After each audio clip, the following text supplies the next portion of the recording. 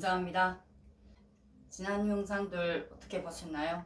오늘 방송하기 전에 지난 영상 제가 좀 격한 감정으로 마무리한 부분에 대해서 조금 설명을 해야 될 것 같아요. 오늘 방송 주제가 탈북 요군 장교의 일침, 썩은 칼도 칼이다 라는 주제에도 그 내용이 좀 포함이 됩니다. 지난 방송에 제가 갑자기 그렇게 방송하다가 격할 수밖에 없었던 게 그 굶주린 약탈자라는 그 북한 군인들이라는 그 제목을 봤을 때 하루 종일 제가 진짜 막 정말로 너무 힘들었어요. 왜냐하면 그 순간에 그 방송 그 부분을 하는 딱 그 부분을 하는 그 순간에 그냥 그동안 제 군사복무 기간에 제 앞에서 죽어간 병사들 생각이 너무 많이 났고 영양실조로 살려달라고 저한테 애원했던 군인들, 특히 내가 그 북한 요군 30명의 아사 사건으로 해서 코로나 문제를 분석한 영상이 있잖아요. 그거 같은 경우에는 정말로 석 달 동안 그 30명의 군인들이 한 주에 두세 명씩 죽어가는 그 대열이 인원이 줄 때마다 저는 너무 가슴 아프더라고요. 지난 방송 때 바로 그런 감정들이 제가 많이 북받쳐 오르면서 제가 끝내 격한 방송으로 제가 방송을 급하게 좀 마무리했습니다. 북한 붕괴론의 가장 중요한 문제도 바로 이 부분이라는 겁니다. 그리고 지난 IS 문제를 다룬 부분에서도 이 문제가 무관한 문제가 아니라는 걸 저는 말씀드리고 싶어요. 특히 지난 방송에 유튜버 60만 명이나 되는 분이 영상 중에 북한군 약탈에 대한 영상은 맨 뒷부분에 조금만 나오고 앞에는 미국 정치라던가 국제 정치라던가 군사 무기라던가, 그러니까 그런 부분으로 하시는 분이 그런 부분만 하시면 되지 왜 북한군 약탈자 주제를 본 주제인 것처럼 유튜브 제목에 달한 거예요. 그 영상에 가장 제 감정을 격하게 했던 게 이 사람은 북한군을 이용했구나 라는 감정이 저한테 순식간에 들었습니다. 그럼 그 영상을 보는 북한 사람들 입장에서 한번 생각해 보십시오. 그 영상에 대해서 내가 막 격한 감정을 하니까 저희 남편하고 그때 신랑이 조금 다툼이 있었습니다. 야, 니네 탈북민들도 북한군이 도둑질 많이 한다 이런 얘기 스스로 하지 않냐? 근데 왜 한국 사람이 말하면 안 되냐? 그 말을 듣고 제가 그날 좀 부부 싸움이 있었습니다. 근데 결국은 저희 남편도 제 얘기를 이해를 하더라고요. 그래서 이 문제를 내가 다시 제 방송으로 분명히 내가 갈아줘야 되는데, 그날 방송에서 제가 격한 감정 때문에 결국 그 문제를 마무리 못하고 내가 끝내 방송을 마감했습니다. 탈북민들은 함께 그 일을 겪었던 사람들입니다. 그럼 북한에 있는 북한 주민들 입장에서 그래 쟤네도 거기서 그런 일을 했으니까 당연히 그렇게 말하겠지 이러면서 그에 대한 듣는 감정이 다릅니다. 그러나 한국 분들이 이 얘기를 할 때는 반항 감정하고 연결이 된다는 거죠. 특히 그러한 북한 주제를 다루는 유튜버 분들이 몇 분이 계시던데, 어떤 분들은 제목을 해놨으면 최소한 그 주제에 대한 제목을 잘된 평가든 잘못된 평가든 절반 이상은 다루더라고요. 근데 그날 내가 봤던 굶주린 약탈자 북한 군인이라는 방송의 그 분량은 뒤에 본 주제의 몇십 분 방송에 그 뒤에 몇 분도 안 된다는 겁니다. 그러니까 그거를 보는 순간에 그 감정이 벌써 다르다는 거예요. 이러한 문제는 한국 사람들에 대한 평가로 될 겁니다. 북한 주민들에게는.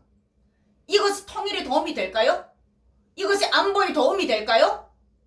안 된다는 거죠. 그리고 이 북한 그날 저희 남편하고도 다투면서 나왔던 문제인데, 유튜버들이 북한이 어떻게 유튜버를 봐? 라고 얘기를 하시더라고요. 정말로 그렇다고 생각하세요? 해외에 나와 있는 노동자들, 해외에 나와 있는 군인 출신들, 비밀 요원들, 외교관들, 외교부 자녀들, 해커들은 당연히 오픈된 거고, 북한 특수부대가 훈련을 할 때 그 사람들만 뭘 보는 줄 아세요? 대한민국 방송 그대로 봅니다. 왜? 적을 알아야 적을 칠 수 있다는 게 바로 북한군 군사 전략이니까. 그런데 이걸 못 본다고 생각하세요? 시청률을 하기 위해서 낚싯밥으로 북한군 이슈를 던지는 문제는 정말로 위험한 문제입니다. 이 문제는 꼭 개선이 되었으면 좋겠습니다. 그분들이 갖고 있는 국제정치라든가 군사정치, 뭐 그리고 군사학에 대해서 군사 무기에 대한 다양한 정보들 정말 존경합니다. 진심으로 저 많이 애청하고 있어요. 비록 여성이지만 오랜 군인 출신이었던 저한테는 군사에 대한 문제가 남의 일이 아니고 제가 가장 즐겨보는 그런 패널이기 때문에. 그런데 그런 식으로 하지 마십시오. 그건 아니라고 생각합니다.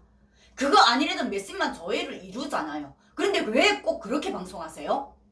도적질에 내몰린 병사들에 대한 감정 이 얘기를 제가 디테일하게 꼭 말씀드려야 된다고 생각해서 그 부분만 짧게 조금 더 말씀드리겠습니다.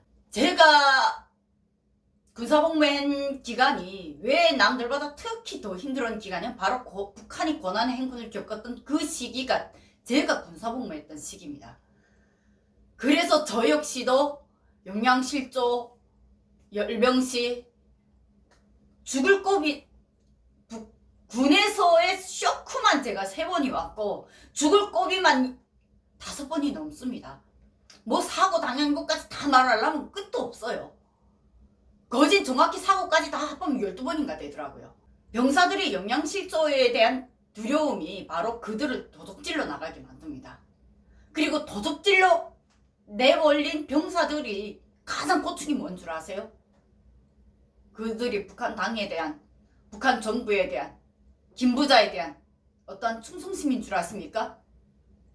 그들의 목적은 딱 하나입니다. 우리 부모를 위해서라도, 우리 엄마 눈물에 피눈물 안 나게 하기 위해서라도 내가 영양실조 걸리면 안 된다. 코로나 사태를 방송하면서 제가 북한 콜레라 사건을 방송할 때 대대본부에 있었던 얘기 제가 잠깐 말씀드렸던 적이 있습니다. 그 대대본부 당시에 제가 사실은 영양실조 그 보양을 위해서 제가 올라가 있었던 한 6개월 기간이었어요. 그 기간 동안 군의소에서 특별관리를 받았고 그러면서 위생지도원들하고 제가 약초캐로 다녔거든요. 약초캐로 나갈 때 식량을 거진 안 줍니다. 자체 식량 해결하래요. 9명이서 2달 동안 먹을 식량을 옥수수 10kg를 줘버렸습니다. 생각을 해보세요. 그 장전 그 청춘들이. 그러니까 군의가 기가 막히니까 야 나간다. 도둑질을 할 때에도 그들만의 룰이 있고 도덕이 있습니다. 왜? 그 집안의 전 재산 중에 일부만 가져오고 다는 안 가져와요. 왜? 그들도 힘들게 사는 걸 아니까. 거기에 제가 19살 제 막내였고 위생지도원들 중에 저하고 동갑인 19살 막내가 하나 있었습니다. 여자들은 일단 무조건 다 자개해요. 그래서 내버렸는데 내가 제일 어리니까 난 그냥 자개하고 간호장도 그날 밤 못 잤더라고요. 아침에 일어나 보니까. 일어나서 부엌을 탁 내다봤더니 돼지가 이만한 정말로 한 100kg는 될 돼지인데 이 돼지가 임신인 줄 모르고 잡아간 거예요. 이 군인들이 나가서. 새끼를 뵌 어미 돼지 새끼가 12마리가 나오는 거예요. 너무 놀랐습니다. 그리고 야 이거 어떡하니 이러고 그 자리에서 모두 그 돼지 이게 내장을 팔려고 이렇게 준비를 했던 군인들이 다 주저앉아서 한숨을 쉬는 거예요. 어떡하니 어떡하니. 그러다가 이제 와서 다 죽인 돼지 덜려다 놓을 수도 없잖아요. 결국은 그 돼지 고기를 다 해서 시장에 내다 팔아서 나중에 밤에 그 집에다가 옥수수 숨기로 군의가 갖다 놓으라 해서 갖다 놨습니다. 북한 안에도 사람 사는 세상이라고 제가 말씀드렸잖아요. 그 안에도 룰이 있습니다. 그런데 그 첫 도둑질에 딸려 나갔던 19살짜리 막내 위생지도원 아침에 나와서 보니까 굴뚝 뒤에서 더도 말고 손을 이렇게 떨면서 울고 있었어. 그래서 왜 그러냐고. 나이가 동갑이고 제일 어리기 때문에 얘기 자주 하고 농담도 자주 했거든요. 무섭다고 하더라고요. 그래서 무서운 도둑질 나가지 마. 내가 군이한테 내가 말해줄게. 내가 그랬어요. 군이가 당시에 나를 많이 예뻐해줬거든요. 그때 그 친구가 했던 말이 지금도 정말 이제는 20년이 된 거죠. 지금도 저는 잊혀가 안 져요. 그 친구가 그때 했던 말. 싫어. 내가 저런데 못 따라다니면 결국 나는 영양실조 애들하고 있을 거잖아. 내가 영양실조 걸리면 우리 부모님도 온 가슴 팔아서 나 살리겠다고 할 거잖아. 이게 도둑질에 내몰린 북한군 군인들의 마음입니다. 아세요? 제가 왜 그날 격한 감정으로 방송했는지, 저희 부대 영양실조로 배고파서 덕버섯을 먹다 죽은 서철옥이 이름을 전혀 잊을 수가 없어요. 영양실조로 죽을 뻔해서 제가 후반부 대대장 집에 보내서 살렸던 장남옥이 영양실조가 두려워서 자기 친구들 물건을 도둑질하다 걸려서 온 부대 도둑놈으로 몰려서 끝내 영양실조까지 들어갔던 김장선이 나중에 그 친구한테 도둑질을 해도 친구들 거, 동료들 거, 전우들 거는 건드리지 마라 라고 다시 교육을 했고, 참 똑똑한 친구였는데 왜 도둑질을 했나 했더니 우리 부모 내 영양실조 걸리면 어떡합니까? 우리 엄마 어떡합니까? 영양실조 걸려서 본인이 죽는다는 생각보다도 영양실조 걸리면 우리 엄마 어떡합니까? 라고 걱정하는 게 북한국 군인들입니다. 아세요? 알고 그 방송 좀 하세요. 제발.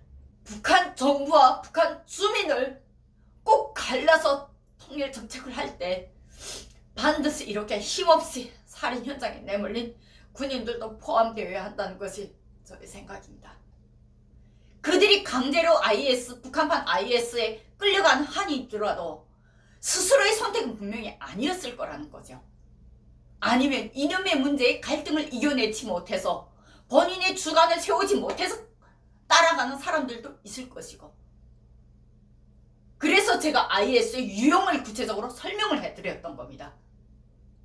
북한판 IS가 여러분이 생각하는, 국제사회가 생각하는 그러한 IS하고 다른 유형들을 갈라서 평가를 하고 그들의 문제를 해결할 방안이 있어야 된다는 것이 저의 생각이라는 겁니다. 이 문제는 제가 여기까지 정리하도록 하겠습니다. 북한군 문제를 다루실 때 신중히 다루시고 그들의 마음속에 과연 그들의 입장에서 한 번만 좀 생각해 보시고, 약탈자 도적질이라는 말을 올릴 때 그 문제가 북한에는 반항 감정으로 전환될 수 있는 문제라는 거 신중히 고려하시고, 정말로 안보를 생각한다면, 정말로 통일을 생각한다면 그 문제에 신중하게 다뤄주시기 바랍니다. 오늘 방송 본 주제를 제가 썩은 칼도 칼이다 라고 제가 다뤘죠. 그 본 주제의 내용이 어제 새벽에 제가 그 영상을 보다가 생각을 했습니다. 북한군 무기에 대한 정보 군사 지식 저도 아직 많이 부족합니다. 제가 군사 전문가는 아닙니다. 그러나 북한군의 군사 경험자는 분명합니다.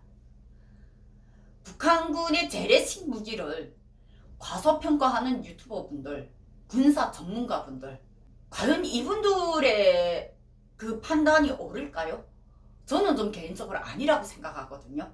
북한이 지금 해야 할 일, 이런 문제를 다루면서 그분이 미국의 군사 무기라던가 그 한국의 무기를 북한의 미국 29나 100년 전에 개발됐던 박격포 문제를 언급을 하면서 잽이냐 되냐고. 당연히 잽이 안 되죠. 재래식 무기라도 북한판 IS로 전환하는 저 북한 군인들이나 북한판 IS들 손에 들어갔을 때 분명한 무기는 맞다는 거죠. 100년이 된 박격포라고 해서 포탄이 발사가 안 됩니까? 미국 29라고 해서 개발된 지 이미 37년 전의 무기라고 해서 폭탄을 못 떨굽니까? 썩은 무기라고 해서, 오래된 무기라고 해서 국민의 생명이 해쳐지지 않습니까? 한국군에서 제가 병영체험을 한 적이 있습니다. 아마 그때 YTN 뉴스에도 단독 뉴스로 나갔댔는데, 언론이라서 제가 많은 걸 말을 안 했죠. 당시 한국군 병영체험 당시에 포부대를 갔습니다. 포부대를 갔을 때 포에 대해서 내가 모르고 북한의 포도 제가 올라 못 가고 한국의 포에 처음 올라갔습니다. 그러나 북한군 장교로서 제가 그때 병사들하고 있으면서 그 얘기를 했습니다. 내가 병종은 아니다. 그래서 포에 대해서 모르니까 내가 그냥 북한군 장교 입장에서 내가 상황을 한번 줄게. 당신들이 한번 상황을 한번 대처를 해보겠냐고 라고 제가 문의를 했습니다. 그래서 오케이 그렇게 하겠다 해가지고 결국 게임식의 문제가 그때 당시에 있었는데, 만약 이 포를 북한군한테 뺏겼다 했을 때 당신들은 어떻게 하겠냐라고 물어봤습니다. 그게 1억짜리 포라고 하면서 그 전자판 컴퓨터를 그냥 떼가겠대요. 그게 끝이냐고 했더니 진짜 그게 끝이라고 하더라고요. 저는 좀 충격받았거든요. 내가 거기에 어떻게 대처할지 생각해봤냐고 이랬더니 생각 못했다. 북한은 컴퓨터를 못 다루지 않냐. 그러면 이것만 떼가면 북한군은 이 포를 뭐 쓰지 못할 거다. 그래요? 내가 북한군이라면 이 포에 오르자마자 컴퓨터 못 보는 건 확실해. 북한군인들 컴퓨터를 그렇게 나날하게 다루지는 못해요. 한국 군인들처럼. 최신 기술에 상당히 미약한 부분은 분명히 있다는 거죠. 그러나 지금 최신 기술에 오직 컴퓨터 기능만 있습니까? 수동이라는 기능도 반드시 있습니다. 그래서 제가 그때 그 군인들한테 그랬습니다. 내가 이 포를 점령한다면 나는 저래 컴퓨터를 안 다친다. 너네 두고 가도 나는 안 다친다. 그리고 나는 오직 수동으로 할 것이다. 이게 포신이고, 포에 처음 올라간 저도 이게 포신이고 포탄이 여기 있고 이게 수동장치지 한눈에 알아봤습니다. 깜짝 놀라더라고요. 장전 방법은 북한 박격포나 뭐 한국의 포나 장전 방식은 거진 다 유사합니다. 다르지가 않아요. 그때 그 군인들한테 나중에 이 포가 북한군에 점령당한다면 꼭 그때는 수동장치를 같이 망가뜨리고 가라. 그래야 이 포는 북한군이 사용 못할 것이다 라고 제가 알려드렸습니다. 이 경험을 여러분들은 어떻게 보셨어요? 그래서 제가 썩은 칼도 칼이라고 한 겁니다. 북한군이 군사훈련 문제는 모두가 게릴라전, 유격전에 입각한다고 제가 말씀드렸잖아요. 유격전에 입각하면서도 그들이 함께 하는 것이 뭐라고 가르치는 줄 압니까? 적의 무기는 나의 무기고 적의 식량은 나의 식량이다. 한일 유격대 당시에 김일성이가 일본군의 무기와 식량을 탈환해서 한일 유격대의 식량과 무기 탄약을 보강했던 그 전법을 혁명 역사 활동으로 교과서부터 학교 때부터 그 전법을 다 배워줍니다.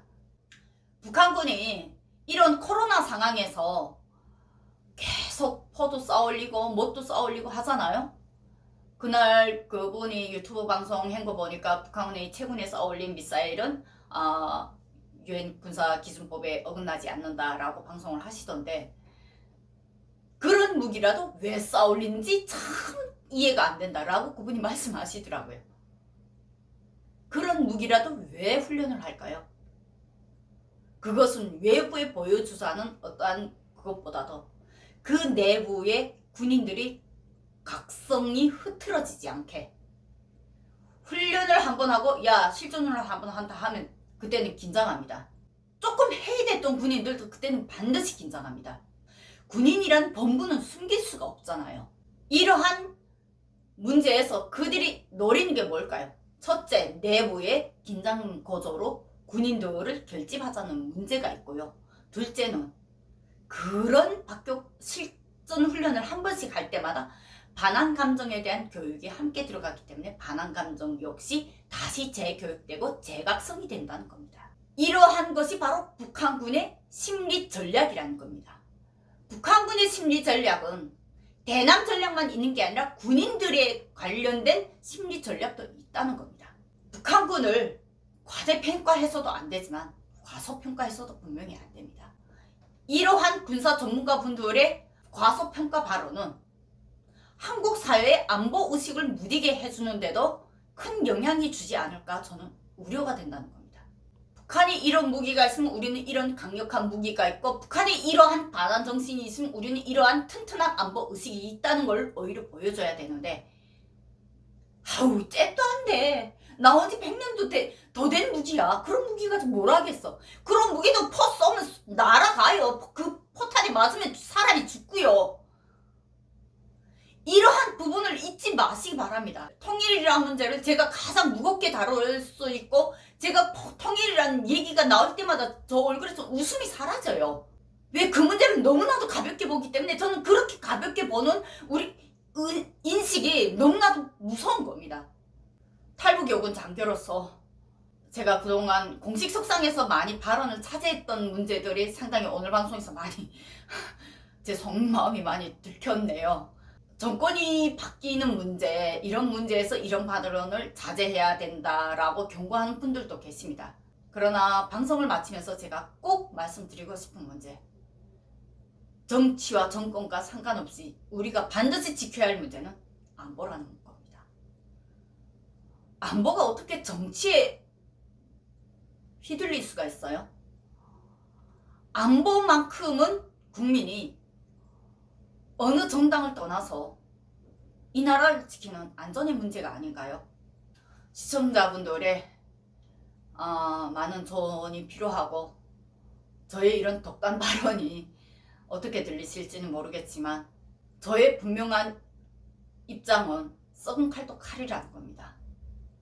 썩은 칼을 들은 더적이라고 해서, 썩은 칼을 들은 강도라고 해서 우리가 방심할 수 있나요? 아니잖아요. 안보의 문제에서 우리 국민들이 다 같이 북한을 제대로 알고 북한에 대해서 우리가 다시 한번 고민을 해야 진짜 우리가 원하는 한반도의 통일이 온다는 그러한 문제를 저는 오늘 이 시간도 다시 한번 강조하게 됩니다. 오늘 방송 여기서 마치겠습니다. 감사합니다.